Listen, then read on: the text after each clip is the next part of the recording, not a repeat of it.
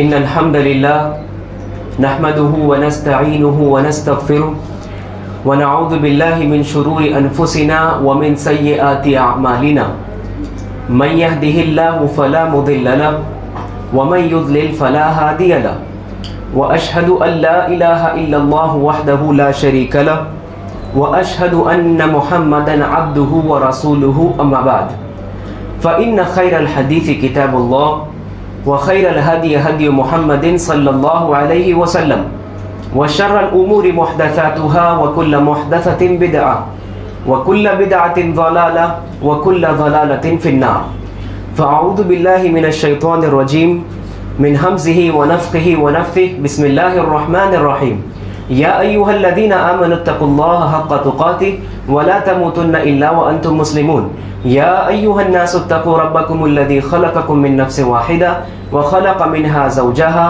وبث منهما رجالا كثيرا ونساء واتقوا الله الذي تساءلون به والأرحام إن الله كان عليكم رقيبا يا أيها الذين آمنوا اتقوا الله وقولوا قولا سديدا يصلح لكم أعمالكم ويغفر لكم ذنوبكم ومن يطع الله ورسوله فقد فاز فوزا عظيما وقال الله تبارك وتعالى في موضع آخر لئن شكرتم لأزيدنكم ولئن كفرتم إن عذابي لشديد رب اشرح لي صدري ويسر لي أمري واحلل عقدة من لساني يفقهوا قولي ربي زدني علما. بزرگان دین اسلام اور دین اسلام کے نوجوان ساتھیوں، آج کا یہ خطبہ انتہائی اہم اور انتہائی فائدے والی باتیں شکر کے تعلق سے بیان کی جائیں گی. شکر کہتے کسے ہیں اور کیا ہم اپنے آپ کو شکر گزار سمجھتے ہیں؟ اگر سمجھتے ہیں تو کیا اچھے شکر گزار بندے ہیں جو اللہ تعالیٰ کو پسندیدہ بندے ہیں، ویسے بندے ہیں؟ ان تمام چیزوں کے بارے میں آج ہم کچھ سیکھنے سمجھنے کی کوشش کریں گے. میں چاہتا ہوں کہ آپ ان تمام باتوں کو توجہ کے ساتھ سنیے اور اپنی زندگی میں اس طرح کا شکر لانے کی کوشش کیجیے. دیکھیے، اللہ تعالیٰ نے جن عبادتوں کو ہم تمام لوگوں پر فرض کیا ہے، ان تمام عبادات میں سے ایک اہم اور عظیم ترین عبادت شکر کی عبادت ہے. یہ ایک انتہائی فرض تر عبادت ہے کہ ایک انسان اپنے رب کا شکر گزار بندہ بنے. اچھا، یہ شکر جو ہے یہ ایک ایسی عبادت ہے جس میں انسان کے تینوں ظاہری اعضاء اور کبھی باطنی اعضاء کا استعمال ہوتا ہے. کیا کہنا چاہتا ہوں؟ اس کا مطلب کہ شکر ایک ایسی عبادت ہے جو انسان دل کے ذریعے کرتا ہے، کبھی انسان اپنی زبان کے ذریعے کرتا ہے اور کبھی انسان اپنے اعضاء اور جوارح کے ساتھ کرتا ہے. اسی لیے کہتے ہیں کہ شکر ایک ایسی عبادت ہے وہ جو قلبی ہے، جو لسانی ہے اور جو بدنی عبادت ہے. یہ شکر ایک ایسی عبادت ہے جس میں انسان کے دل، کبھی زبان، کبھی اعضاء اور جوارات کا استعمال بھی اس میں ہوا کرتا ہے. شکر ایک اہم ترین عبادت ہے، اتنی اہم ترین عبادت ہے کہ اگر یوں کہا جائے کہ اللہ تعالیٰ نے مجھے اور آپ کو شکر ادا کرنے کے لیے پیدا کیا. ابھی تک ہم نے کیا سنا تھا کہ اللہ تعالیٰ نے ہم تمام لوگوں کو عبادت کے لیے پیدا کیا تھا، جیسا کہ اللہ رب العالمین نے سورہ زاریات کے آیت نمبر 56 میں ارشاد فرمایا وَمَا خَلَقْتُ الْجِنَّ وَالْإِنسَ إِلَّا لِيَعْبُدُونَ، کہ ہم نے جنوں اور انسانوں کو صرف اپنی عبادت کے لیے پیدا کیا. لیکن ابھی میں نے کہا کہ عبادت تو ایک بہت بڑی چیز ہے، اس میں سے شکر ایک عبادت کا اہم حصہ ہے. تو اسی لیے اللہ رب العالمین نے سورہ نحل کی ایک آیت میں فرمایا، اللہ نے فرمایا کہ واللہ اخرجکم من بطون امہاتکم لا تعلمون شیئا، کہ اور اللہ تعالیٰ نے تم کو تمہاری ماؤں کے پیٹ سے نکالا ہے، اس وقت تک تم کچھ نہیں جانتے تھے. وجعل لکم السمع والابصار والافئدہ قلیلا ما تشکرون لعلکم تشکرون، کہ اللہ نے فرمایا کہ ہم نے اس کے بعد تم کو سننے کے لیے اچھے کان دیے، دیکھنے کے لیے اچھی آنکھیں دی، دھڑکتا ہوا دل دیا تمہارے سینے کے اندر. کیوں دیا؟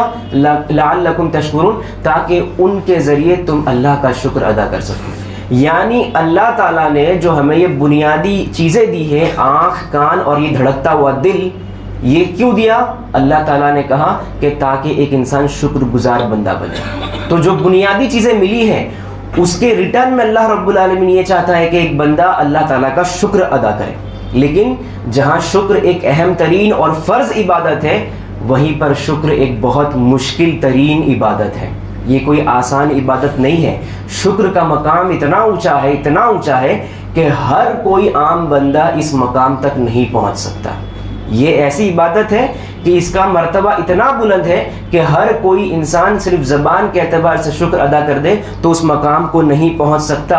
اسی لیے اللہ رب العالمین نے سورہ سبا کے اندر فرمایا وَقَلِيلٌ مِّنْ عِبَادِيَ الشُّكُورُ کہ میرے بندوں میں سے شکر گزار بندے بہت کم ہیں. میرے بندوں میں سے شکر گزار بندے بہت کم ہیں. یعنی شکر ایک اتنا اونچا مقام ہے کہ اس مقام تک بہت کم لوگ پہنچ پاتے ہیں. لیکن ہم سمجھتے ہیں کہ ہم نے اللہ تعالیٰ کا کسی نعمت پر شکر ادا کر دیا تو ہم شکر گزار بندے بن گئے. یہ بات اپنے معنی میں بالکل صحیح نہیں ہے. اسی لیے اللہ رب العالمین نے دوسری جگہ فرمایا وَلَكِنَّ أَكْثَرَ النَّاسِ لَا يَشْكُرُونَ لیکن اکثر لوگ شکر گزاری نہیں کرتے، اکثر لوگ شکر گزار کے موقع سے نہیں آتے.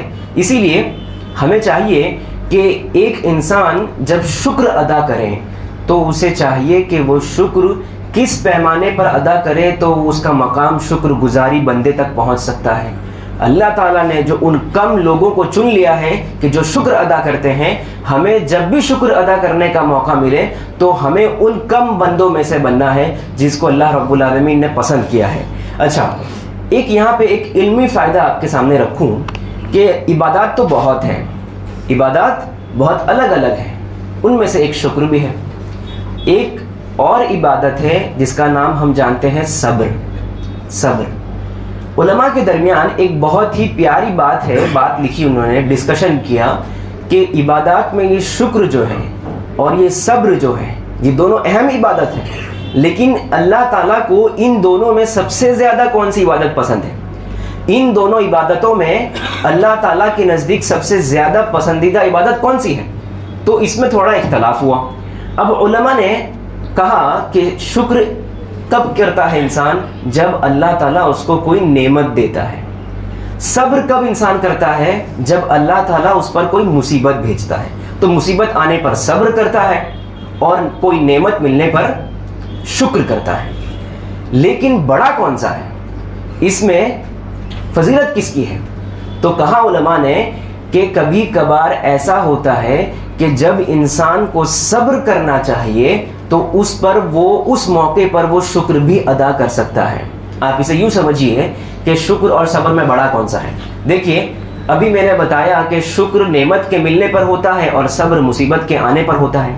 لیکن شکر کی فضیلت اس لیے بڑھ جاتی ہے کیونکہ کوئی بھی انسان ایسا نہیں ہے کہ جو ہمیشہ اللہ تعالیٰ کی نعمتوں سے خالی ہو جائے.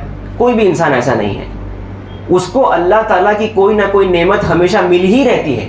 اب چاہے اس کو اس کا پتہ ہو یا نہ ہو، لیکن نعمت تو اس کے ساتھ ہے، 24 گھنٹے اس کے ساتھ ہے. لیکن یہ مصیبتیں جو آتی ہیں وہ مہینے میں، سال بھر میں کبھی کبھار آتی ہیں. تو جو چیزیں کبھی کبھار آتی ہیں اس پر صبر کرتے ہیں. لیکن جو چیز انسان کے ساتھ 24 گھنٹے لگی ہوئی ہے، اللہ تعالیٰ کی فضیلت اور اللہ تعالیٰ کی نعمتیں اس کے ساتھ ہیں، تو اس پر وہ شکر ادا کرے. تو یہ شکر کی فضیلت بیان کرتی ہے کہ شکر ایک ایسی عبادت ہے کہ جن نعمتوں پر انسان شکر کرتا ہے وہ نعمتیں انسان کے ساتھ ہمیشہ رہتی ہیں. لیکن صبر جب کرتا ہے انسان، صبر کی عبادت، تو وہ تب کرتا ہے جب مصیبتیں آتی ہیں، اور مصیبتیں انسان کے ساتھ ہمیشہ لگی نہیں رہتی بلکہ کبھی کبھار آتی ہیں. تو آپ کو سمجھ میں آ رہا ہوگا کہ کون سی عبادت کی فضیلت زیادہ ہے. لیکن علماء نے ایک اور بات بتائی کہ ابھی میں نے کہا کہ صبر کرتے وقت انسان شکر ادا کر سکتا ہے، لیکن شکر پر کوئی انسان صبر کیسے کر سکتا ہے؟ کوئی نعمت ملی آپ کو، آپ اس پہ کہیں گے کہ میں صبر کر رہا ہوں اس نعمت پر؟ بالکل نہیں. لیکن کوئی مصیبت آئی ہے، کوئی مصیبت آنے پر آپ صبر کے ساتھ ساتھ شکر ادا کر سکتے ہیں. کیسے ادا کر سکتے ہیں؟ ہمارے ذہن میں تو بات سمجھ میں نہیں آ رہی. ابھی آگے ایک حدیث میں اللہ کے نبی صلی اللہ علیہ وسلم نے اس بات کو بڑے اچھے انداز میں سمجھا دیا. دیکھیے، امام ابن قیم رحمہ اللہ نے اپنی کتاب عدت الصابرین و ذخیرۃ الشاکرین میں بڑی اچھی بات کہی ہے یہ صبر اور شکر کے تعلق سے. انہوں نے کہا کہ جب ایک انسان کو مصیبت آتی ہے تو اس مصیبت پر انسان کے 4 حالتیں ہوتی ہیں، انسان کی 4 کیفیت ہو جاتی ہیں۔ سب سے پہلی کیفیت یہ ہے کہ وہ انسان عاجز ہو جاتا ہے۔ مصیبت آئی، میں کیا کروں، میں کچھ نہیں کر سکتا، جو ہو گیا ہو گیا۔ وہ اپنے سر پر ہاتھ رکھ کر بیٹھ جاتا ہے، تب افسوس کے مارے اس کو کچھ سمجھ میں نہیں آتا ہے، تو اسے کہتے ہیں عاجزی۔ اب وہ کچھ نہیں کر سکتا۔ لیکن اس سے اوپر کا ایک اچھا درجہ آتا ہے، وہ ہے صبر، کہ ایک انسان کو مصیبت آ گئی، وہ اس نے صبر کر لیا، اس نے اپنا رویہ کسی کے سامنے رکھا نہیں، وہ اپنے افسوس کو کسی کے سامنے ظاہر نہیں کرتا، بلکہ وہ اللہ تعالیٰ کے فیصلے پر صبر کر لیتا ہے۔ تو یہ اچھا درجہ ہے، اور یہ مسلمان کرتے بھی ہیں۔ اس سے ایک اور اوپر کا اچھا درجہ ہے، وہ ہے رضا کا۔ وہ ہے رضا کا۔ کیا مطلب رضا کا؟ یعنی جیسے ہی کوئی مصیبت آئی اس انسان کے اوپر، اس نے صبر کے ساتھ ساتھ اللہ تعالیٰ کے فیصلے پر راضی ہونے کی علامت بھی ظاہر کر دی۔ جیسے ہی مصیبت پہنچی، اس نے صبر کیا، اس نے ماتم نہیں کیا، اس نے اپنے کپڑے چاک نہیں کیے، بلکہ چپ چاپ رہا اور یہ کہا انا للہ و انا الیہ راجعون، یعنی اللہ تعالیٰ کے فیصلے پر راضی ہونے کی علامت بھی ظاہر کر رہا ہے۔ ٹھیک ہے، یہ رضا کی علامت ہے۔ لیکن اس سے بڑھ کر ایک اچھی بات یہ آتی ہے کہ انسان مصیبت کے موقع پر شکر ادا کرے، یعنی اس نے صبر بھی کیا، انا للہ و انا الیہ راجعون بھی پڑھا، اس کے بعد بھی اللہ تعالیٰ کے لیے تعریف کی اور کہا کہ الحمدللہ علی کل حال۔ یہ ہے شکر کا مقام، کہ ایک انسان کو جب مصیبت لاحق ہوئی تو مصیبت کے اوپر اس نے صبر بھی کیا، اللہ تعالیٰ سے راضی بھی ہوا، اور ساتھ ہی ساتھ اس نے شکر بھی کیا۔ اب مصیبت پر شکر کیسے کیا جائے؟ کوئی تکلیف آ گئی ہے، اس پر شکر کیسے کی جائے؟ اہل سلف میں سے بہت سے علماء نے یہ بات لکھی ہے کہ جب ہم پر کوئی مصیبت آتی تو ہم اللہ تعالیٰ کا شکر 4 چیزوں پر کیا کرتے تھے۔ کہ سب سے پہلی چیز، اللہ تعالیٰ کا شکر اس بات پر کرتے تھے کہ یہ مصیبت آئی ہے، اللہ تو نے مجھے صبر کی توفیق دی، اس پر میں شکر ادا کرتا ہوں۔ یہ صبر کر لے جانا ایک نعمت ہے یا نہیں ہے؟ ہر ایک انسان کو صبر کی توفیق نہیں ملتی، سڑکوں پر نکل جاتا ہے مصیبت کے موقع پر، اپنی حال بیان کرنے کے لیے بہت سے لوگوں سے ملتا ہے، صبر نہیں کرتا ہے، وہ تقدیر پر دوسرے کلمات سے تقدیر کو برا بھلا کہتا ہے۔ صبر ہر ایک انسان سے نہیں ہوتا۔ تو سلف بیان کرتے ہیں کہ صبر کرنے کی توفیق مل جانا، میں اس پر شکر ادا کرتا ہوں۔ پھر کہتے ہیں کہ یہ انا للہ و انا الیہ راجعون کے الفاظ اپنی زبان سے فوراً نکل جانا، میں اللہ تعالیٰ کا اس پر شکر ادا کرتا ہوں۔ بہت سے لوگوں کو آپ نے دیکھا ہوگا تکلیف آنے پر انا للہ نہیں پڑھ پاتے، کچھ زمانے بعد، کچھ مدتیں گزرنے کے بعد کہتے ہیں کہ ہاں آپ کیا کر سکتے ہیں، تقدیر میں لکھا ہوا تھا، یہ بات ہو گئی۔ لیکن اصل چیز یہ ہے، صبر یہ ہے کہ پہلے ہی جیسے ہی مصیبت آپ کو پہنچی، آپ نے یہ تمام چیزوں کا اظہار کر دیا۔ تو یہ انا للہ و انا الیہ راجعون کا پڑھنا بھی یہ اللہ تعالیٰ کی توفیق سے ہے۔ تو سلف کہتے ہیں کہ اس توفیق پر میں اللہ کا شکر ادا کرتا ہوں مصیبت کے آنے پر۔ پھر اللہ تعالیٰ کا شکر اس بات پر بھی کرتا ہوں کہ ابھی جو مصیبت آئی ہے، اس مصیبت سے بڑی مصیبت بھی آ سکتی تھی، لیکن اللہ نے وہ بڑی مصیبت نہیں بھیجی، اللہ نے چھوٹی مصیبت بھیجی، تو اس بات پر میں اللہ کا شکر ادا کرتا ہوں۔ دیکھیے، انسان کی سوچ اگر اچھی ہو تو وہ مصیبت پر بھی اللہ کا شکر ادا کر دیتا ہے، وہ مصیبت پر بھی اللہ کا شکر ادا کر لیتا ہے۔ اور چوتھی چیز کہ اس بات پر شکر ادا کرتا ہوں کہ اللہ تعالیٰ نے جو مصیبت بھیجی ہے یہ دنیا کی مصیبت ہے، میرے دین کے اوپر کوئی مصیبت نہیں آئی ہے۔ دنیا کے اوپر مصیبت کا مطلب میرا مال، میرا ہاتھ یا میرا پیر زخمی ہوا ہے، میرا مال کم ہو گیا ہے، میرے مال میں نقصان پہنچا ہے، لیکن میرے ایمان کے اندر، میرے تقوی اور توحید کے اندر کوئی تکلیف اور کوئی کمی نہیں آئی ہے۔ اور یہ کمی نہ آنا، میں اس بات پر شکر ادا کرتا ہوں کہ اللہ نے میرے ایمان کو بچا لیا، لیکن ہاں دنیا میں مصیبت پر مجھے تکلیف پہنچی ہے۔ اور آپ کو یاد ہونا چاہیے کہ دنیا کی مصیبت یہ بنسبت کم ہے اگر آخرت کی مصیبت آ جائے۔ اگر آخرت میں مصیبت آ جائے، انسان ہمیشہ ہمیشہ کے لیے جہنم میں چلے جائے اور پھر اس سے اس کا چھٹکارا ممکن نہ ہو، تو وہ مصیبت سے کہیں زیادہ اچھی بات یہ ہے کہ انسان کو دنیا میں کوئی مصیبت آ جائے۔ تو سلف اس طرح کے اعتبار سے، ان تمام صورتوں کے اعتبار سے اللہ رب العالمین کا شکر ادا کرتے تھے کہ اپنی مصیبتوں پر، نعمتوں پر نہیں، اپنی مصیبتوں پر۔ اب آئیے دیکھتے ہیں ایک حدیث جس میں اسی بات کو واضح کرنے کی کوشش کی گئی ہے۔ سنن ترمذی کی روایت ہے جس کو علامہ البانی صاحب نے صحیح کہا ہے۔ ابو موسیٰ الاشعری رضی اللہ تعالیٰ عنہ کہتے ہیں کہ اللہ کے نبی صلی اللہ علیہ وسلم نے فرمایا اذا مات ولد العبد قال اللہ لملائکتہ قبضتم ولد عبدی۔ ابو موسیٰ اشعری کہتے ہیں کہ اللہ کے نبی صلی اللہ علیہ وسلم نے فرمایا کہ جب ایک بندے کے بچے کا انتقال ہوتا ہے، اس حدیث کو غور سے سنیے، جب ایک اللہ تعالیٰ کے بندے کے چھوٹے سے بچے کا انتقال ہوتا ہے تو اللہ تعالیٰ ان روح قبض کرنے والے فرشتوں سے کہتا ہے قبضتم ولد عبدی، تم نے میرے بندے کے ایک چھوٹے سے اور پیارے سے بچے کی روح قبض کر لی؟ تو فرشتے کہتے ہیں فیقولون نعم، ہاں اللہ، ہم نے اس کی روح قبض کر لی۔ قبضتم ثمرۃ فؤادہ، کیا تم نے اس کے دل کے سکون کو، دل کے ٹھنڈک کو، دل کے ٹکڑے کو تم نے اس کی روح قبض کر لی؟ تو وہ لوگ کہتے ہیں فیقولون نعم، کہتے ہیں کہ ہاں میرے رب، ہم نے اس کے بچے کی روح قبض کر لی۔ تو اللہ تعالیٰ ان فرشتوں سے کہتا ہے ماذا قال عبدی، تو اس وقت میرے بندے نے کیا کہا اپنی زبان سے؟ وہ بچے کی لاش کو دیکھ کر اپنے میرے بندے نے تم سے کیا کہا؟ تو کہا حمیدک واسترجع، تو فرشتے نے کہا کہ جب اس نے اپنے بچے کی لاش دیکھی تو اس وقت اس نے تیری تعریف بیان کی، کہا الحمدللہ، اور کہا انا للہ و انا الیہ راجعون۔ تو اس حدیث میں پتہ چلتا ہے کہ کبھی کبھار ایک انسان مصیبت کے موقع پر اللہ تعالیٰ کا شکر ادا کر سکتا ہے، مصیبت کے موقع پر اللہ تعالیٰ کا شکر ادا کر سکتا ہے، اور اللہ تعالیٰ کو یہ ادا بہت زیادہ پسند ہے۔ اللہ تعالیٰ کو یہ چیز بہت زیادہ پسند ہے کہ ایک انسان کے اوپر مصیبت آئی ہے، اس مصیبت پر صبر کے ساتھ ساتھ اللہ سے راضی ہونے کے ساتھ ساتھ وہ اونچے مقام پر جاتا ہے، جس مقام پر بہت کم لوگ پہنچتے ہیں، وہ شکر کا مقام ادا کرتا ہے، وہ شکر کی عبادت پوری کرتا ہے۔ تو اللہ رب العالمین کو جب یہ پسند ہے تو اللہ تعالیٰ کی طرف سے کوئی نعمت کا ملنا تو ضروری ہے۔ تو اللہ رب العالمین فرماتا ہے فیقول اللہ ابنوا لعبدی بیتا فی الجنہ وسموہ بیت الحمد، تو پھر اس آدمی کے لیے جنت میں اس کا ایک خاص گھر بنا دو جس گھر کا نام شکر کا گھرانہ ہوگا، اس گھر کا نام ہی ہوگا بیت الحمد، شکر کا گھر۔ یہ وہ خاص گھر ہے جو صرف اور صرف مصیبت کے موقع پر جن لوگوں کے نے اللہ کا شکر ادا کیا ہے ان لوگوں کو ملنے والا ہے۔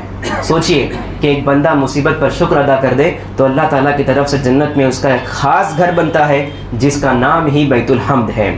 اب آئیے اصل مسئلے پر آتے ہیں کہ ہم اگر ایسا بندہ بننا چاہیں، شکر گزار بندہ بننا چاہے صحیح طور پر، تو ہم کیا کریں؟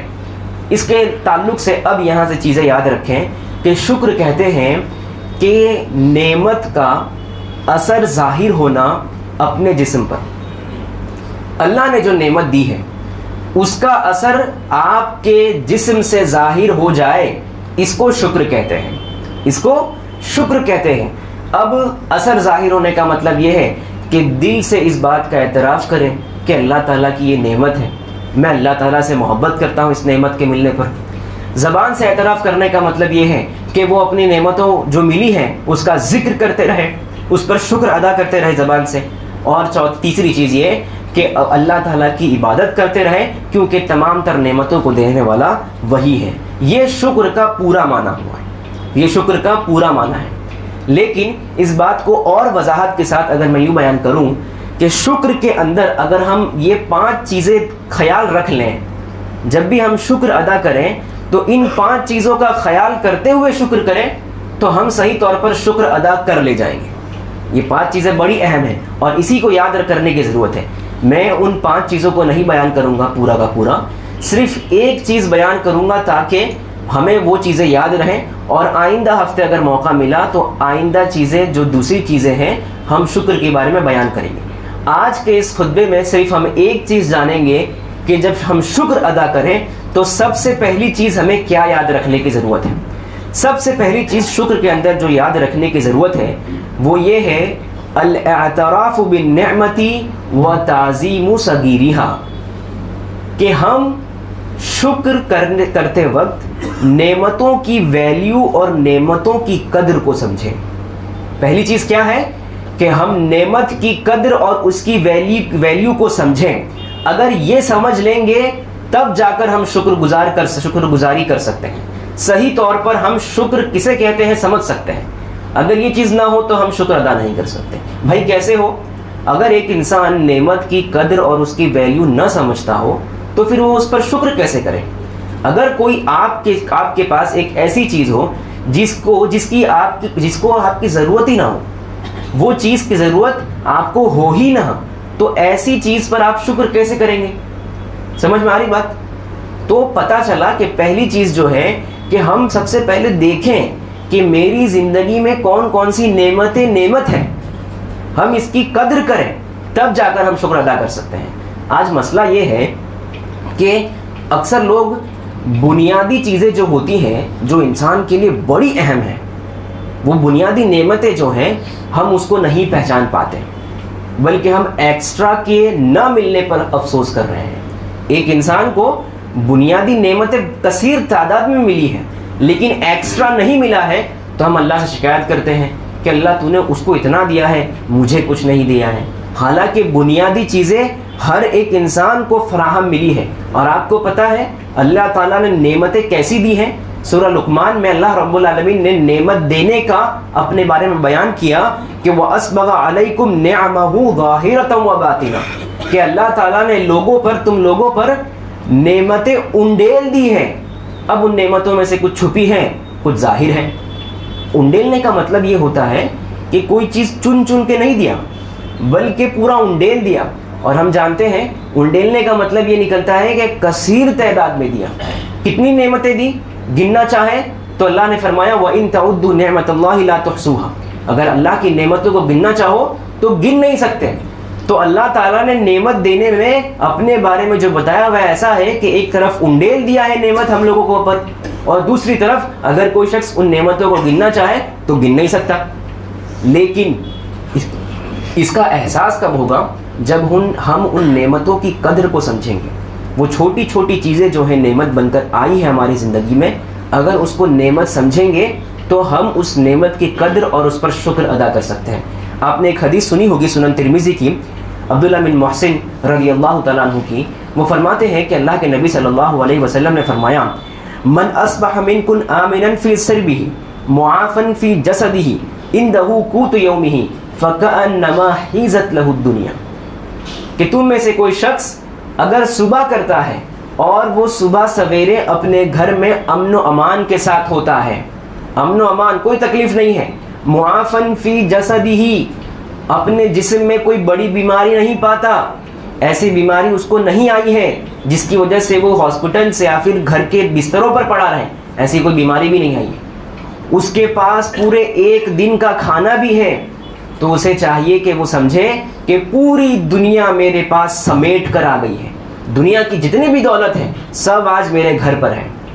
یہ حدیث کو ہمیں سمجھنے میں ہو سکتا ہے مشکل آتی ہو، لیکن ابھی فلسطین اور غزہ میں جو حالات ہیں ان حالات کو دیکھتے ہوئے ہم یہ بخوبی سمجھ سکتے ہیں کہ یہ جو چھوٹی چھوٹی نعمت ہے جن پہ ہم نے کبھی بھی اس کی قدر نہیں کی ہوگی، ہم نے اس نعمت کی ویلیو کو کبھی سمجھا نہیں ہوگا، ان کے حالات کو دیکھ کر ابھی تو ہم نے سمجھ لیا ہوگا کہ نہیں، گھر میں امن و امان کے ساتھ سو لینا، اپنے رشتہ داروں سے بات کر لینا، یہ ایک نعمت ہے، اپنے جسم میں کوئی بیماری نہ پا لینا یہ ایک نعمت ہے، اور ساتھ ہی ساتھ ہر روز 2 3 4 ٹائم کا کھانا مل جانا یہ اپنے آپ میں نعمت ہے۔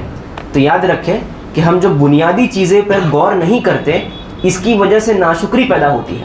لوگ کہتے ہیں میرے پاس گاڑی نہیں ہے، 4 ویلر لینے کی کب سے خواہش کر رہا ہوں، لے نہیں پا رہا ہوں، لیکن جو بنیادی چیزیں ہیں اس کے پاس فراوانی کے ساتھ ہیں لیکن وہ اس پر کبھی شکر ادا نہیں کرتا۔ تو پہلی چیز جو ہم نے سیکھی کہ ایک انسان کو چاہیے کہ وہ بنیادی نعمتوں پر غور کرے کہ یہ نعمت اللہ تعالیٰ کی طرف سے کتنی بڑی نعمت بن کر میرے پاس ثابت ہوئی ہے۔ آپ کو تعجب ہوگا کہ بیرونی ملک میں جو حالات ہیں فلسطین میں، آپ نے بہت سے واقعات سنے ہوں گے، بہت سی چیزیں دیکھی بھی ہوں گی، سب سے تکلیف دہ چیز میں نے یہ سنی تھی کہ جب کبھی غزہ میں امن و امان تھوڑی دیر کے لیے ہو رہا ہے، یعنی میسائلز اور بمباری نہیں ہو رہی ہیں، تو وہاں پر عورتیں کیا کرتی تھیں کہ اپنے بچوں کو جو کھیل رہے تھے، جو کھیلتے کودتے تھے، ان کو بلا کر ان کے جسم کے ہاتھ پر، پیر پر بڑے بڑے قلم کے ساتھ کچھ نشانیاں اور ان کا نام لکھ دیا کرتے ہیں۔ ان کا نام لکھ رہے تھے۔ کیوں نام لکھ رہے تھے؟ کہ کبھی بمباری ہو گئی اور ملبے سے بچوں کو ہٹایا گیا، ان کی لاشوں کو ہٹایا گیا، تو ان کی لاش سمجھ میں نہیں آتی تھی کہ یہ بچہ کس کا ہے۔ تو یہ تکلیف نہ ہو، یہ تکلیف سے بچنے کے لیے وہ پہچان آسانی کے ساتھ ہو جائے، تو انہوں نے اپنے بچوں کو زندہ حالت میں ہی ان کے ہاتھ اور پیر میں بڑے بڑے اکشروں کے ساتھ، بڑے بڑے حروف کے ساتھ ان کے نام لکھ دیے گئے۔ سوچئے کہ ایک ماں کتنا اپنے اندر جگرا رکھ رہی ہے، کتنی قوت کے ساتھ یہ کام کر رہی ہے کہ بچہ زندہ ہے، لیکن اس وقت بھی خوف رہ رہا ہے کہ کہیں ایسا نہ ہو کہ کہیں تکلیف آ گئی، کوئی بوم آ گیا اور پورا گھر گر گیا، تو ایسی صورت میں کم سے کم ہمارا اپنا بچہ سمجھ میں تو آئے کہ یہ میرا بچہ ہے، اگرچہ زندہ نہیں ہے لیکن یہ تو سمجھ میں آئے۔ تو سوچیے حالات اتنے بدتر ہیں، ہمارے حالات تو ویسے نہیں ہیں، اللہ نے ہمیں وہ مصیبتیں نہیں دی ہیں، تو اگر ہم دوسرے کی حالات کو دیکھیں تب جا کر ہم بنیادی جو نعمتیں ہیں ان پر شکر ادا کر سکتے ہیں۔ لیکن اگر ہم اپنے سے اوپر والوں کو دیکھیں گے تو کبھی بھی شکر کی کیفیت نہیں ہوگی۔ ہم بنیادی نعمتوں کے علاوہ ہم فقیری کی شکایت کرتے ہیں تو پھر ہمارے اندر شکر کا جذبہ کبھی پیدا نہیں ہوگا۔ ایک مرتبہ یونس بن بکیر ایک عالم گزرے ہیں، ان کے پاس ایک آدمی آتا ہے اور کہتا ہے فقیری بہت آ چکی ہے، مال کمانے کی کوشش کرتا ہوں، مال کما نہیں پاتا ہوں، تو آپ کچھ دے دیجئے۔ یونس بن بکیر نے کہا کہ یہ جو تمہاری دائیں آنکھ ہے، یہ دائیں آنکھ مجھے دے دو 1000 دینار پر۔ تو انہوں نے کہا نہیں۔ پھر اس آدمی سے کہا یونس بن بکیر نے کہ یہ جو دایاں ہاتھ ہے وہ مجھے کاٹ کے دے دو 1000 دینار پر۔ اس آدمی نے کہا نہیں۔ جو بایاں پیر ہے وہ مجھے دے دو کاٹ کر 1000 دینار پر۔ اس نے کہا نہیں۔ تو یونس بن بکیر نے کہا کہ بھائی ہزاروں دینار کا سامان تو لے کر گھوم رہے ہو اور تم فقیری کی شکایت کر رہے ہو۔ تو انسان اگر دیکھے صرف اپنے جسم پر تو اس کے جسم میں ان اعضاء کی قیمت اتنی زیادہ ہے اور وہ انسان پھر فقیری کی شکایت کرے، ایسا نہیں ہو سکتا۔ اگر ایک انسان بنیادی نعمتوں کو دیکھے نا تو اللہ تعالیٰ کا شکر ادا کرنے والا ہوگا، اللہ تعالیٰ سے شکایت کرنے والا نہیں ہوگا کہ اللہ نے مجھے پیسہ نہیں دیا، اللہ نے مجھے وہ چیز نہیں دی۔ تو اس لیے اگر شکر گزار بندہ بننا ہے تو سب سے پہلا کام ہمیں یہ کرنا پڑے گا کہ ہمیں جو نعمت ملی ہے چاہے چھوٹی سی چھوٹی کیوں نہ ہو، اس کی قدر کو سمجھیے۔ اس کی قدر کو سمجھنے کے لیے کیا کرنا ہے؟ ہم سے جو نیچے ہیں ان لوگوں کو دیکھنا ہے۔ آپ نے ایک مشہور روایت اللہ کے نبی صلی اللہ علیہ وسلم سنی ہوگی کہ اللہ کے نبی صلی اللہ علیہ وسلم نے فرمایا انظروا الی من هو اسفل منکم ولا تنظروا الی من هو فوقکم فانه اجدر الا تجدروا نعمت اللہ، کہ تم ان لوگوں کو دیکھو جو تم سے نیچے ہیں، ان لوگوں کو مت دیکھو جو تم سے اوپر ہیں۔ اگر ایسا کرو گے تو تم نعمت کی ناشکری کرنے والے بن جاؤ گے، لیکن اگر تم اپنے سے نیچے والے کو دیکھو گے تو تم اللہ تعالیٰ کا شکر گزار بندہ بننے کی ضرور کوشش کرو گے۔ تو اللہ کے نبی صلی اللہ علیہ وسلم نے یہ تمام چیزیں بیان کر دی ہیں کہ ایک انسان شکر گزار واقعی طور پر کیسے بنے۔ اس لیے ہمیں چاہیے کہ اگر شکر ادا کرنا ہے، ان کم لوگوں میں سے بننا ہے جن کو اللہ پسند کرتا ہے، تو سب سے پہلی چیز کہ ہم نعمتوں کے اوپر توجہ دیں، نعمتوں کے بارے میں احساس رکھیں کہ اس نعمت کی قدر میری زندگی میں بڑی ہے۔ اللہ رب العالمین سے دعا ہے کہ اللہ رب العالمین ہم تمام لوگوں کو نعمتوں کی قدر کرنے کی توفیق عطا فرمائے، نعمتوں پر شکر ادا کرنے کی توفیق عطا فرمائے، آمین۔ وآخر دعوانا الحمدللہ رب العالمین۔